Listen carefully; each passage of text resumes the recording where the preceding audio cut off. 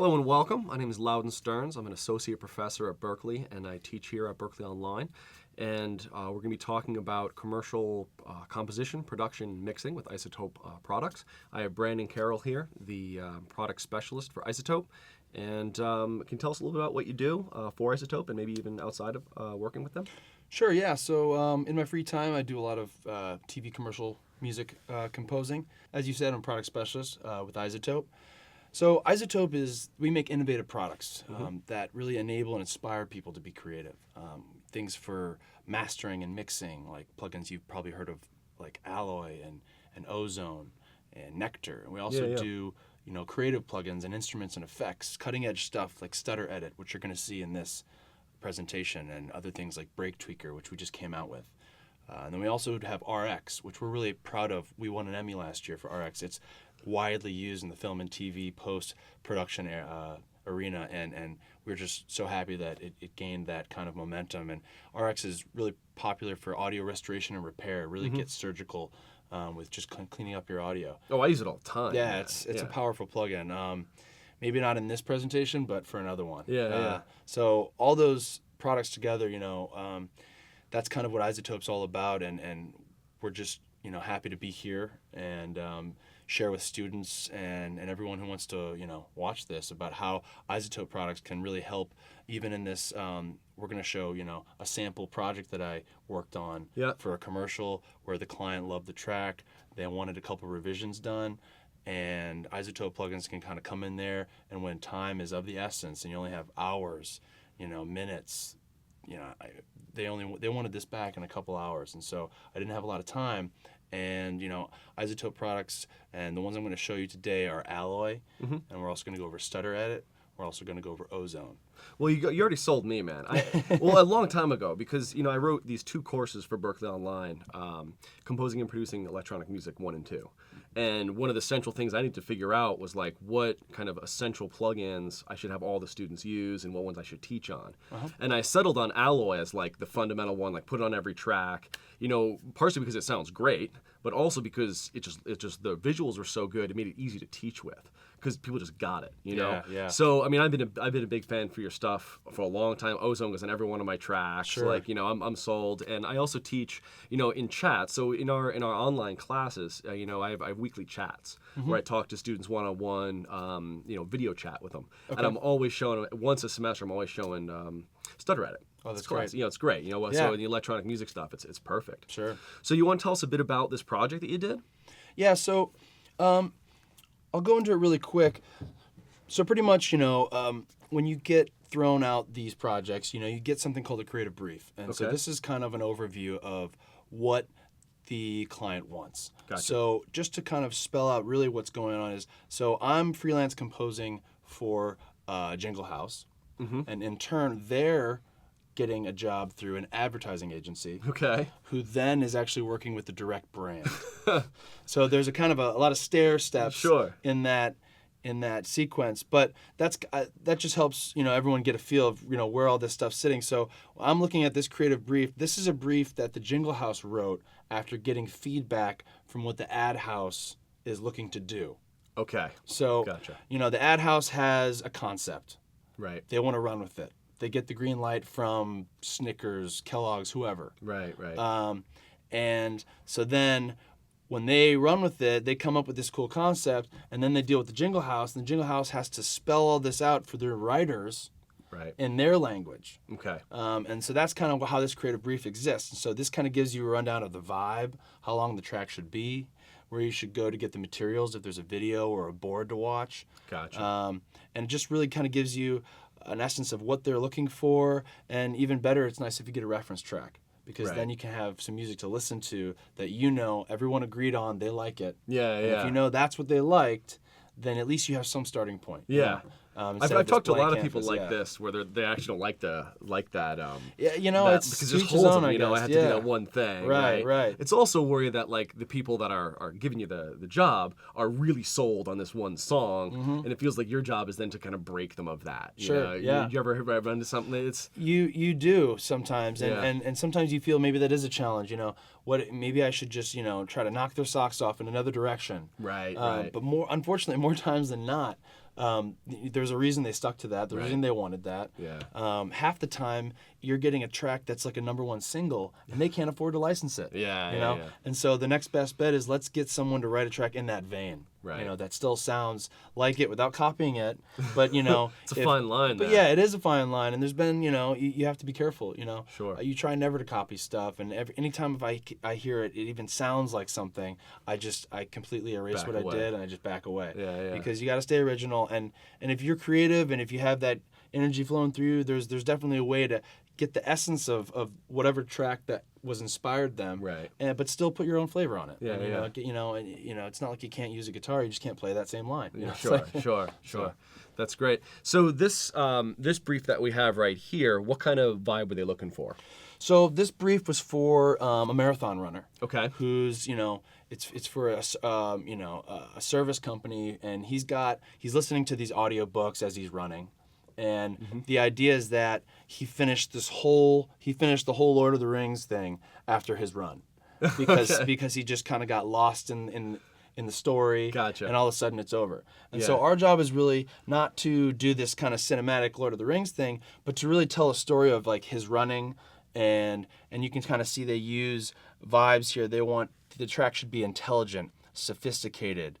They want an aspirational and Right. inspirational quality. So that kind of gives you, you start to think of, some of the kind of chord structures you might want to use, Right. and where you might want to head with that. And so you kind of get this overall vibe, and usually you get about 48 hours to kind of throw something together. And if you get the weekend, you're 48 lucky. hours? Yeah, usually. That's quick, man. It's quick. If you get the Yeah. weekend, you're lucky. You gotta be good though. You gotta move. You gotta move and Yeah, groove. You gotta right. have, it's muscle memory almost, and just the things you have to learn how to go grab for. Do I have my shakers and tambourines and everything, all Yeah. those ready? Anything you can do to get the track moving more, and Also that confidence, man, to be able to trust your own decisions. It's true, yeah. I'm always telling my students, when you this thing, you just gotta trust your decision. Yeah. Make a decision, just stick with it and go with it. You don't have time to second guess. That's definitely, yeah. You're trying to pack a 3-minute track into like 30 seconds.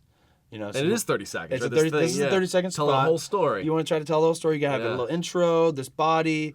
Some of them build up and then peak at the very end. Some they want you to peak in the middle and tame it down a little bit. Right. And this brief's just one brief, but sometimes you'll get a lot of other briefs that are time sensitive, and they'll give you little brackets of this is when we need this to happen. Oh, right.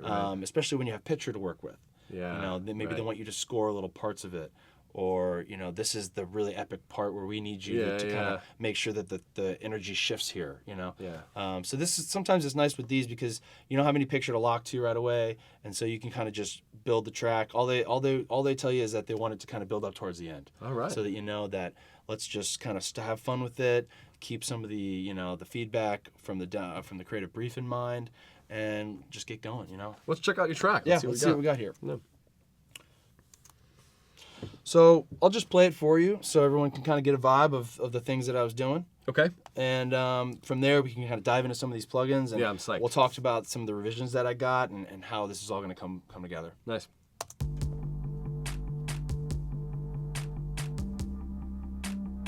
So it kind of starts basic.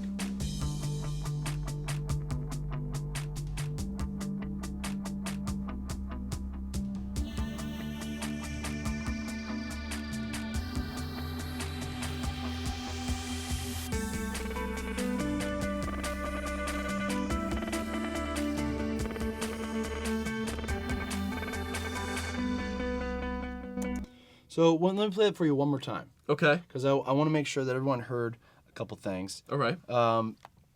There's some things in there that maybe we should focus on a little bit later, but let's just play it one more time. Okay. Okay. Sounds good.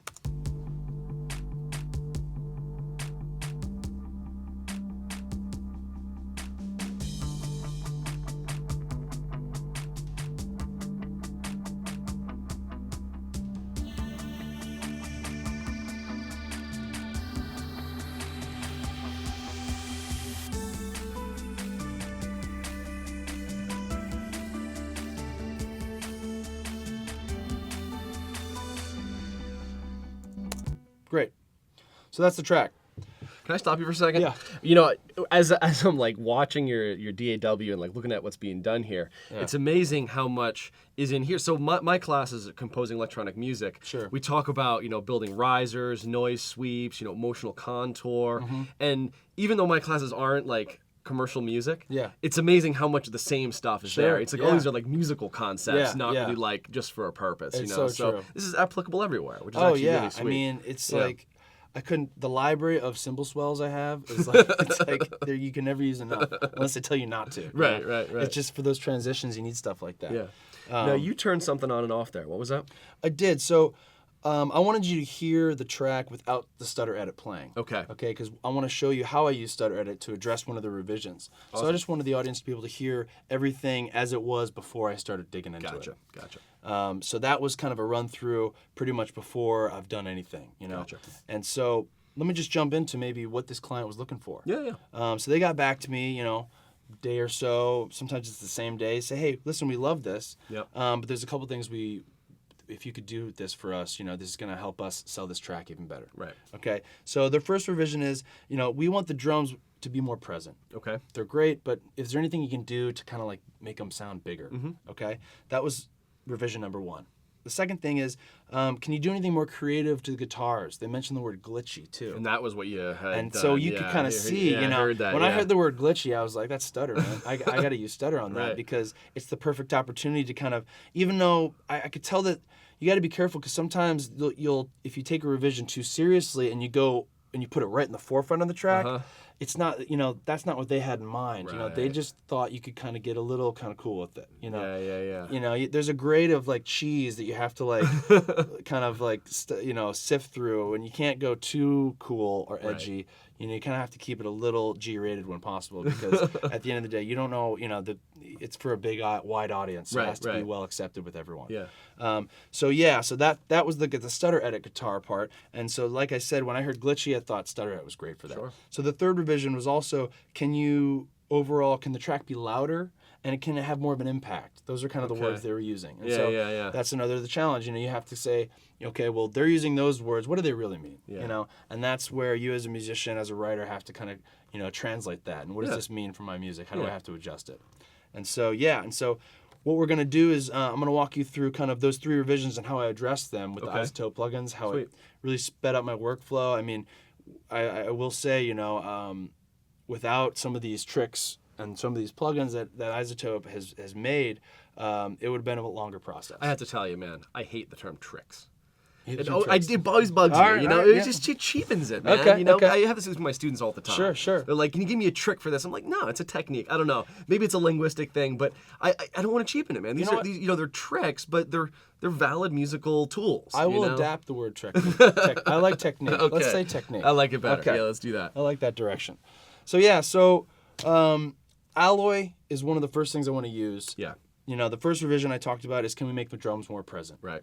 So what I've done is I've taken all my drums and I've routed them to a drum bus. Awesome. So that now all my drums are coming in on one channel, and so whatever plugin I put on that channel is going to affect the drums as a whole. Yep.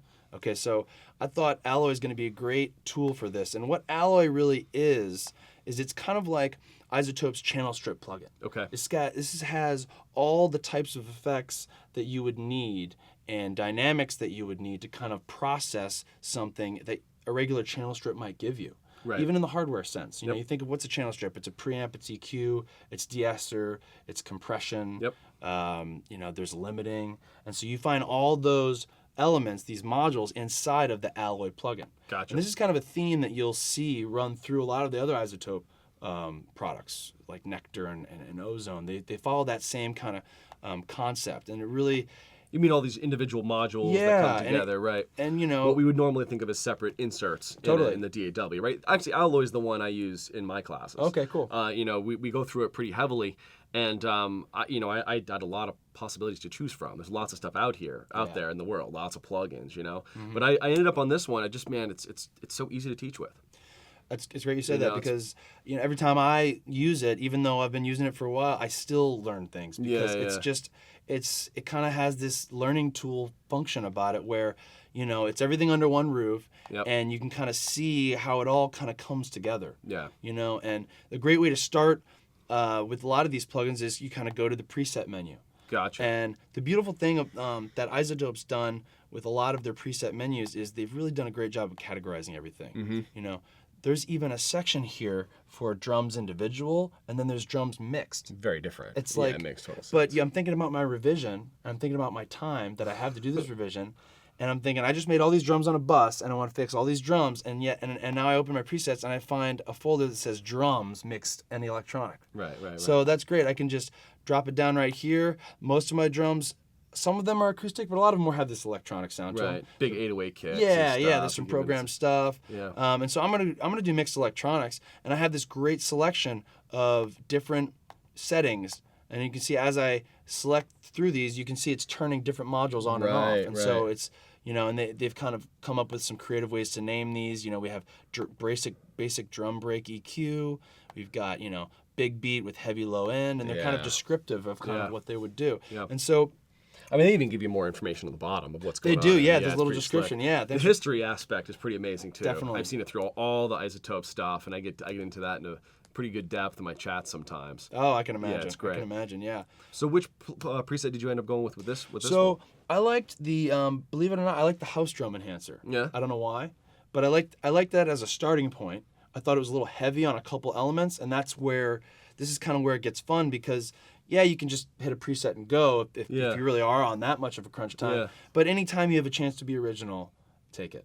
Well, you know, I love that too. You're just saying like start with intuition. Yeah. You know what I mean? I really like that. You know, it's like go through and let something inspire you, something that's almost perfect, and then tweak it. I say the same thing with like synth presets. Like starting from totally a single oscillator is just too much, right? Idea. You just like be inspired first. Yeah. And then fine tune. Yeah. Totally. Have an opinion about it. Right. You Exactly. know? Trust that decision. Yeah. Yeah. So you can kind of see I can solo the drums here, this drum bus, and sometimes you know I might have my loop be selected on more of a busier part, so I can really see how all the drums are being affected right away. Your compressors act totally different. Exactly. So let's just pick the most heavy part of the track. Yep. And I can trust that if I like how it sounds on there, then everything else will probably sound pretty good as well. Right. So here's my house drum enhancer. And again, I said I like that, so I'm going to close this here, and now I can kind of dig into the different elements of Alloy. I turn that on. So you can see right away, you know, if I bypass Alloy and then turn it on again, you can definitely see, you know, that's creating, except the drums are, you know, they're bigger. Right, of course. And so right now I'm on the overview section of Alloy. This is kind of giving me a quick snapshot of whatever modules I'm using, whatever modules are turned on, and those are indicated by these little yellow lights down here. This is going to give me a nice overview, so you can see my Transient Designer is right here, my Exciter window. I have some dynamics to choose from and a limiter. Now when I click this overview button, this is going to take me, whenever you select a different module, it takes you out of the overview section. So I really wanted to focus on Transient Designer and the Exciter. The Transient and Exciter modules are some of my favorite modules to mess around with in Alloy. I find that I can really shape the most of what the sound is that I want it to be. Yeah. You know, these are complex, man. it really is. You know, it took me a second to kind of, you know, really understand what everything, how it was all working. Yeah. But really what helped a lot is just the visualizations you get. It's, you know, you might seem lost, but if you see what your audio is doing and you see how things are interacting together, you can almost stumble on the right way to work the plugin or the way that works best for you. Sure. So basically what Transient Designer is, I'm going to step it out of multiband mode just so you can see what one band looks like. Gotcha. So basically, there's these two views up top. I like to use the top one because you can kind of really just see your audio passing through and how Transient Designer is affecting it. And pretty much you just have two sliders. One's attack and one's sustain. And what, you know, attack's going to look ahead or it's going to look back. And it's going to affect the audio and amplitude that way. And then sustain, you can see as I change the sustain and turn it up, it's when that transient in the audio dips down, that's when the Transient Designer is going to kick in and keep the volume up there. Let me pause you for a second, Sure. because the term transient, Yeah. I know, like with my students, Right. often it's like, what are you talking about? Right. We get into these, Sure.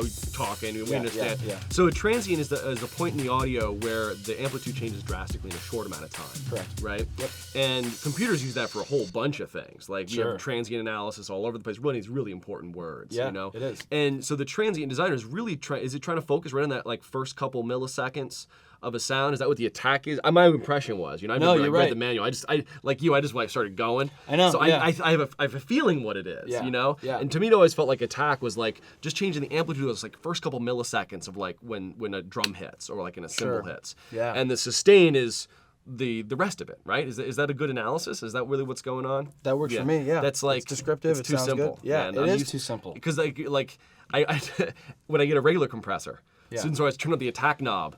And Right. it's not doing what they want. know, It's yeah. kind of opposite, Yeah, But get- this is like what they wanted. Yeah, and that was, I think, why I fell in love with the transient module is because, I understand what a compressor does. I know how it works. Yeah. But there is a lot of elements that you adjust and you don't hear. They're all interrelated. Yeah, and then I found this transient thing, it had similar things related that I was used to seeing on a compressor. But when I adjusted these sliders, I heard stuff. That's nice, right? It's always nice to hear things. Yeah. Because then I can know how I'm affecting it. And so that's why I think I fell in love with this plugin is that I can really, you can kind of make it inherently sound louder by not, having your drums not decay as quick. By keeping So that's that like turning the sustain up. Sure, yeah. Okay. So just as I turn the sustain up, and again, we'll get into the graphics, when I turn the sustain down, you just see a flat line. But now when I turn it up, you'll see when any time that audio dips down, that's when the sustain is going to kick it back up. Right. But this looks different than a compressor. See, when a compressor does this, it's going to be changing all the time once it Right. brings it up. This Sure. brings it up and kind of stays there. At least does. that's my impression. No, yeah, when I look at it, and you can see that that's what it's doing. Yeah, yeah, it's so And then obvious. for the same as the attack, I can bring the attack down, and now you're going to see whenever those transient hits, it's going to actually dip down. Yeah. And then obviously inversely when I bring the attack up. Right. And so this is a great way to kind of have your drums pump a little more, Mm-hmm. give it a little kick, and if it's getting too quiet at the quiet parts, this is going to help it just maintain that overall yeah. good level. The impact. The that your client impact, was yeah, looking for, right. There's a descriptive word. Yeah. There's a multiband if you want to get into that. Maybe you want, So the term multiband. Sure. What is that? It's dividing it up, the frequency range, into three separate bands. Sure, right? So yeah. I can generally think like high, mids, and lows, or treble, mids, and bass. Yep, just like an EQ, Right. you have bands of frequencies that you want to affect without affecting the other ones. Right, and I could then use a transient designer, different on the mids, different on the bass, and Right. different on the high end. Right? Exactly. You're right. Yeah, and so, as you can see, I have my 3 different bands here. I can select them. Mm-hmm. I can solo them. This is just what's happening only in the That's highs. just what happened in the highs. But It's bypass. So we're not. So that's actually a cool thing. It so is. in that instance, you didn't want to change, or this preset wasn't changing the high end at all. Right. Yeah. Great. So this is just, a great, if you want to expand on some of these modules like Transient, you can get into affecting specific frequency bands. Maybe you just want to affect, to get the crispy stuff on top. Maybe you just want to go on that high band and crank the sustain up so you really get All the that crispy I stuff. can hear it all. Yeah, exactly. With every symbol, yeah. So you can, you might hear this term a lot, but you can really dig deep. It's almost kind of like a Swiss Army knife where you have little every tools to kind of do exactly what you need. You know what I found? You're talking about kind of diving in and playing, right? Yeah. And to me, that's like the most important way to learn this stuff. I found that, a lot of times listening to a production, it's like there's so much stuff going on, right? How are you supposed to know what's what, right? Yeah. But I found that once I started really digging into the plugins, like Alloy and some other things, I started actually hearing what the tools did. And then I started hearing them in productions. I heard, so just by manipulating, you learn what a tool does, Sure. and then you start hearing it elsewhere, and then you start realizing, wait a minute, that thing I heard all the time and loved was actually an exciter, or was actually a or certain right kind of then and compression. there you say, hey, that sounds like this song I like. Yeah. Maybe this is what they're doing. Maybe it's this technique. Yeah, It's technique. Technique, right? Right. Not the trick. Right. Technique. So that's pretty slick. yeah. I love this plugin. I use it all the time. You want to show us another one? So this is what you did on the drums. This all you did on the drums, or did you chose a preset, tweaked it a bit? I chose a preset, tweaked it a bit. I mainly focused a lot on the transient and the exciter Yeah. Exciter is really cool. I can just brush on it really quick. Yeah, it's please just do. kind of a unique kind of distortion module within Alloy, and it's so simple. You just have a drive, a drive. So that's like how hard you're hitting the distortion. It's hard, like turning yeah. up the volume on your guitar before your amp kind of thing, right? Like yeah. a pre-gain. And then you kind of have this little kind of 4-section area where I can drag this little ball into these. They've kind of described distortion in 4 different ways. Okay. So they've given it warm, retro, tape, and tube. Gotcha. And essentially what all these are is just different types of harmonics that they're adding on top. Gotcha. So, one might be more odd than even, one might be more even than odd, one might be some of them that are way up there, one of them might just be some more of the fundamentals. And so as it's a lot of cool math going on like underneath choosing different distortion pedals. Exactly. Yeah. Yeah, and so, you get to blend between them. You get to blend between them. Yeah. And you have the multiband thing that we just talked about. So if I just want to distort the highs or get the low rumbling a little better, that's something I can do in the multiband. But there's a lot of different ways you can attack it. You can throw the drive all the way up, but take the mix down, so you're just kissing it, but you're kissing a lot. Oh, so you're saying like distort it heavily, but keep it quiet in the mix. Yeah. So there's just that subtle. Right. Oh, interesting. Right. Yeah. So instead of touching the distortion, but you're only touching a little of that distortion. On Now the you're loud touching, stuff. yeah. Right. Now you're cranking it up, and so you're just going to touch it a little, but it's going to have a different of that extreme quality that you want to add, but just a touch of it. Yeah, it's nice. I often find myself liking this width parameter too. Oh yeah, tell me about that. Well, it's just like it's pretty subtle. It's not dramatic, but often students are saying, "How do I make things sound wider? How do I get them bigger?" And that's kind of in Alloy. That's why I turn them to. And It's a great thing. Yeah, it's fun, and it's kind of the only one in here that I felt that was really stereo processing in Alloy. Sure. And it's kind of hidden, but I found it really useful for giving some a little bit of width, and multiband is kind of nice. So definitely worth kind of exploring, and I definitely have students kind of explore that. I would in my agree classes. 100%. Yeah. The width is a great tool when you're dealing with this exciter. And obviously there's a lot more modules. You have two sections of dynamics for some really cool parallel tricks, or hit a compressor hard first, but then lightly again. So series or parallel you're talking about. Yeah. So all the time I'm dealing with series compression.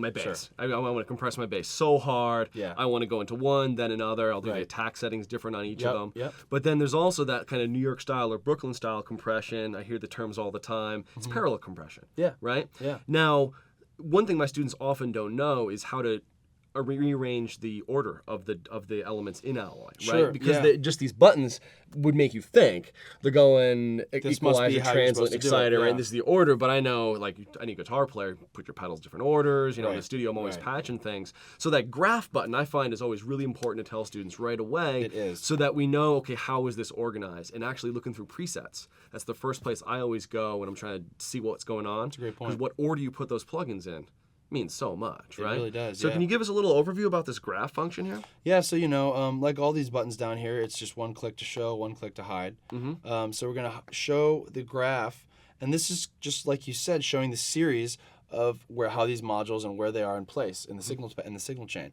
So obviously you see equalizer, transient, exciter, and those are the 3 you see here. And so as I pretty much have the option to take any one of these modules, and I can put one in front. I can put the limiter in the first, if you like. If you like. You're a weirdo. I'm a weirdo. It's strange. Who would want to do that? Sometimes you gotta get weird. Maybe. I think that is, man. That's that secret trick. It is. It's the secret technique. Yeah. Secret sauce. But yeah, so the graph is a great tool for not just Alloy, but for our other kind of plugins like Ozone and Nectar. We can change the order of these operations. So, maybe you want to compress up ahead or way late, or maybe you want the exciter, maybe you want to do distortion right before the limiter for some reason. And it's just fun to play around with these because you will find subtle differences, and maybe you might grow to like an order. Some extreme differences. Yeah. Actually, this is a drum bus, and it has parallel compression going on, it looks like. Exactly. Which is pretty common, I find. Super common. You can even do with this parallel multiband compression, which is pretty nutty. Yeah. It goes deep, man. I know. I started to mess around. And I was like, let's leave that for another day. Let's get the job done. I was you know, but it's super cool. But I bet some of those presets do have that in there. They really do. You guys have thought about it. Yeah. And just like you said, you know, it's so awesome to have those presets to find out what you like and then understand what made the preset. Right. How did they do it? Yeah. You know, and that's a great, you know, example is to go into that graph. Maybe they did change some things around. Maybe that's why you like it. Brandon, can we look at Stutter Edit? I'm just dying to see what you did on that guitar. Let's move on. Yeah. So what did we say about the guitars? They wanted the guitars to be more, they wanted creative, but the word that they said was glitchy. Gotcha. That stood out to me, and that's why I started to think Stutter Edit. I'm actually pretty surprised that they would actually even say glitchy. I didn't even know. It's pretty awesome. I didn't know they knew that word. It was a blessing, and it was a blessing that they knew that. So I like the way that my drums have sound. You know, I kind of messed around. I liked this kind of preset. I tweaked a couple other things. So with Stutter Edit, I know we touched a little bit on the setup before. So let's just dive in really quick. Here's the interface. And so what I've done is I've routed Stutter Edit to this guitar. So I'm going to solo this guitar just so you guys can hear it. So this is the guitar without the stutter. This is a guitar without the Stutter Edit.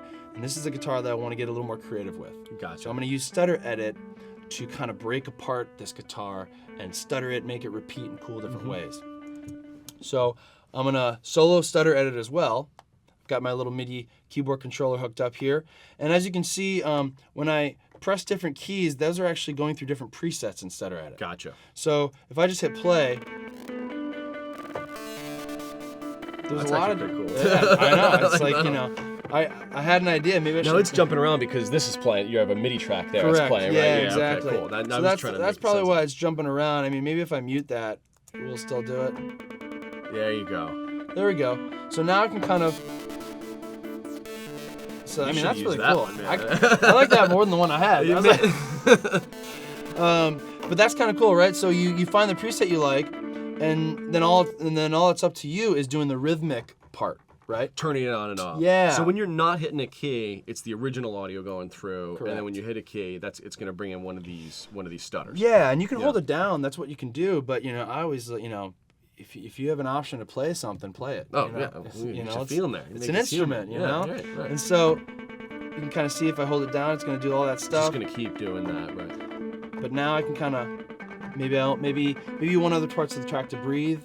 What if I had a VO in here and there's a guy doing voiceover? Maybe like I only want it to stutter when he's not talking. Right. So it doesn't interrupt his voice. Yeah. Sure. So those are things you have to keep in mind. But anyway, you obviously we heard a lot of cool ideas. And if we want to jump into it really quick, you know, you can kind of see as I mess with these different presets, certain things open up. You know, I can mess around with my buffer. I can screw around with some high pass filters. I can screw around with, do I want it to stutter in 64th notes, 128th notes, 256th notes. You can do like those buzzes. Yeah, it goes on a buzz. You can't even hear the distinction. Can you imagine trying to do the audio editing? Oh my gosh. It just takes forever. You know, I it's listen ridiculous. to like Aphex Twin stuff or BT, just right? It's hours of zooming in and just getting so much into this. You know? I know. It's so these things like these are great tools to save you time on all those types of edits. So you worked with a bunch of artists to make this, like BT, Berklee grad, amazing BT, guy. Berklee grad. We teamed up with music. him. That was kind of his iconic sound with doing these really cool stutter kind of effects. And so we kind of grouped up with him, and we're able to come out with a great plugin to kind of show off the kind of his style of things, but also give this Izotope flavor of all these different ease of use, nice interface. Different little modules to mangle it and even do more things. And so it's cool that we can work with artists to create cool plugins to let everyone else kind of have that effect, but have so much control to make it their own. Yeah, you know the funny thing is I learned a lot from this plugin. Okay. And one of the things I learned, so I'm always like making noise sweeps and riser sounds, do electronic music stuff. And I would always tend to just like draw a straight line. That was always my kind of tendency. I'm automation, right? I'll just draw a straight line. Yeah. But then I got this plugin, which I absolutely love, and it has all these noise sweep capabilities kind of built into it. Also, there's a generator side of it that makes all these noise sweeps. And, Definitely. Which I always kind of point out in my classes. It's a great thing to point out. Yeah, it's really slick. But one of the things that I love about this is that for every one of these modules, you choose the curvature of the ramp. right? And Right. so with that, and and I love that feature here, but then it started making me just like be more in tune with curvatures in general. Yeah. You know what I Yeah. mean? Like having a Whether it's riser that jumps up at the end or exponential. logarithmic, like Yeah. huge differences. Yeah. And I started like tuning in. So it's one of those examples that you learn a tool really well, and then it changes how you do other things. And I find I'm more careful with just automation because I use this so much. It's and so you got true. into those I mean, curves. even just when you're even doing like, effects in video, it's just a more graceful transition. Right. That's what right. it is. You The know? ease in, ease out kind of ideas. And Yeah. you find that just linear, it's so sterile. yeah, yeah, totally. So Stutter Edit obviously has a lot of different, bells and whistles to play with.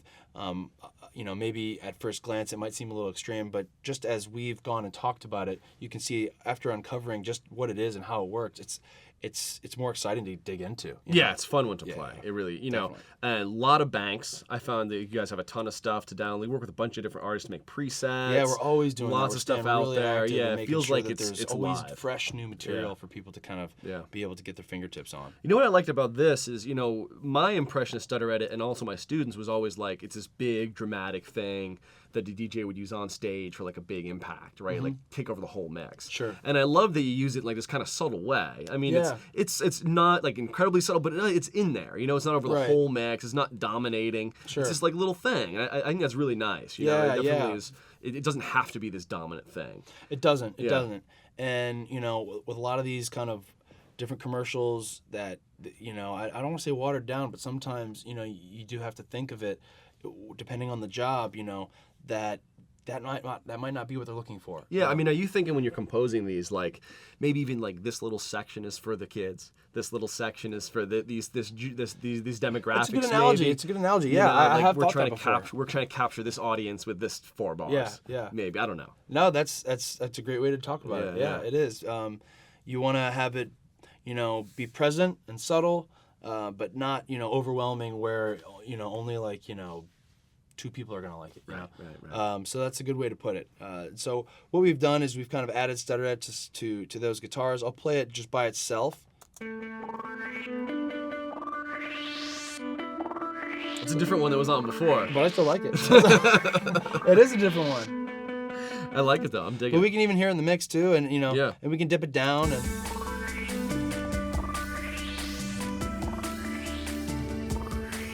Oh, because it's on a separate. Because it's on a separate track, you have an individual volume control for I it. do, Is that yeah. what's I happening? control the original source, and I control. Oh, that's control nice. the volume of the instrument. That's funny because that's different than I always set it up. Oh. I had always done it like the guitar was going directly to a bus, and then I used that bus as the input into Stutter Edit. Got it. So I wouldn't hear the guitar kind of dry. I like this method better. Thanks, man. That's cool because now you have those 2 different volume controls. Yeah, and if you do That's want to be slick. subtle and get a little more of that Yeah. original sound, yeah, that's you can kind of have them both. there's That's slick. there's a lot of routing possibilities in these Yeah. in these DAWs that we're working on, and so it's almost limitless on the ways you can set these things up. Yeah.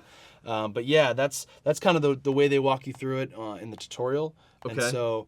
And I should use this time to also tell you that I'm working in Logic right now, but Yeah. with Pro Tools and Reason, all these other different workstations out there, we have step-by-step processes to walk you through on how to set this up. In each one of them, In because each it is one of them. different. I know It I is use different, live a lot in my classes. Buses are different. and- The yeah. routing gets a little different. Even the terminology. Right.